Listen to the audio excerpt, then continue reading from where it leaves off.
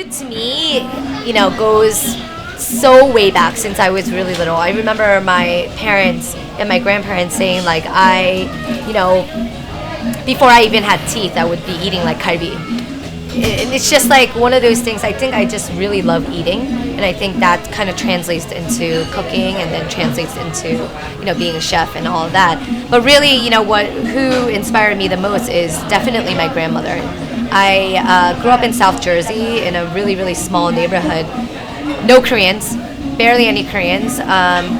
So that just means no Korean food. Like we wouldn't go to like a Korean restaurant and eat Korean food because that just didn't exist in my neighborhood.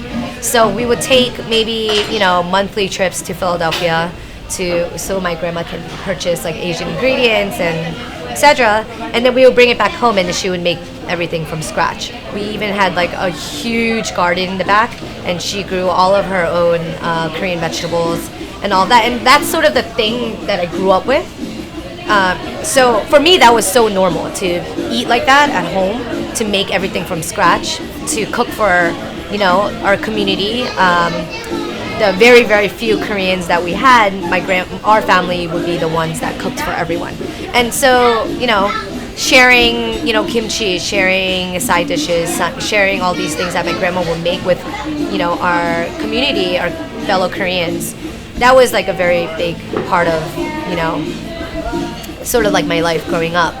And I think that's what really influenced me to really cook and just to appreciate food, and especially Korean food. That's why, for me, I could, even though I love cooking Italian food, I love cooking, French. I was classically trained, so I did cook all these like different cuisines. I cooked in a Lebanese restaurant, a Mexican restaurant, and I love, the international cuisines. But in the end, I will still always cook Korean food. I mean, there would be no other way. That's only because it's like sort of built in my bones, and I just feel like it's my mission to share that with everyone else. So, two things which would be pretty traditional in a lot of Korean cuisines. First one being making kimchi, because kimchi day would be a very, very hard day for everyone in the family, because we would make like cases and cases at a time.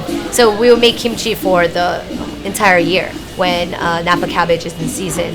And I remember doing that every year since a very, very young age. I mean, growing up doing it was much more fun because I didn't have to actually do the work, and I would just like eat the food, because my grandma would make pork belly, sort of boil it with different herbs and etc. And then we would eat that with fresh kimchi, and that to me is like a very, very big memory.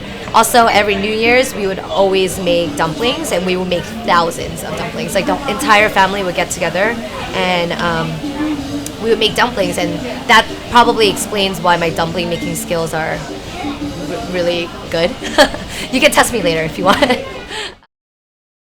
I always wanted to be my own boss and sort of, be one of those people where others would be inspired by. So,